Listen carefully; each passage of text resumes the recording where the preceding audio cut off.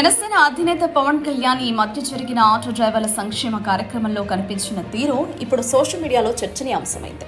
సాధారణంగా ఉత్సాహంగా జోష్గా కనిపించే పవన్ ఈసారి కొంత మునిగిపోయినట్టుగా, ఆలోచనలో తలమునకలైనట్టుగా కనిపించారు. ఆయన ముఖంలో కనిపించిన ఆవేదన, నిరాశ, నిస్పృహ చాలా మందిని కంగారు పెట్టింది.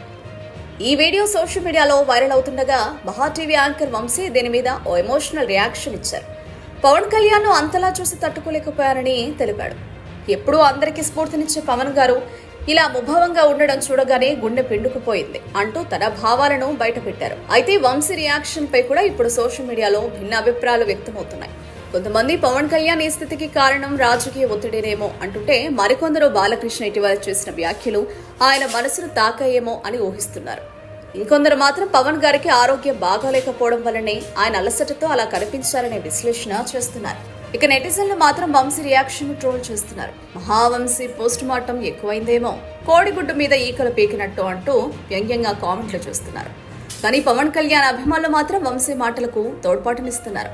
మన పవన్ గారి బాధ మన బాధే, వంశీ చెప్పింది మన హృదయంలోని మాటే అంటూ సోషల్ మీడియాలో షేర్ చేస్తున్నారు.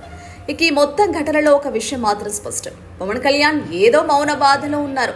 అది రాజకీయ నిరాశన, వ్యక్తిగత ఆవేదన, లేక ఆరోగ్య కారణమా అనేది కాలమే చెప్పాలి. ఒక్కసారి పవన్ కళ్యాణ్ మళ్లీ తన ఎనర్జీతో ప్రజల ముందుకొస్తే ఈ బాధ, చర్చ ఒక్కసారిగా ప్రేరణగా మారిపోవడం ఖాయం.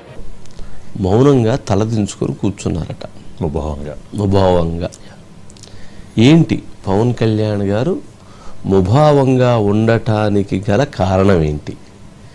ఏమై ఉంటుంది?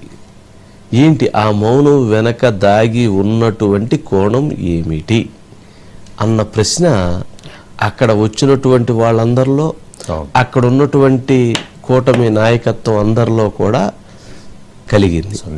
అలాగే మీడియా కూడా దాన్ని గమనిస్తుంది కదా, అందరికీ ఆ అనుమానం కలిగింది. ఏంటి, ఏమై ఉంటుంది? అలిగారా? అసంతృప్తిగా ఉన్నారా? ఆవేదనతో ఉన్నారా? బాధలో ఉన్నారా? కోపంతో ఉన్నారా? ఏంటి హెల్త్ ఏమై ఉంటుంది?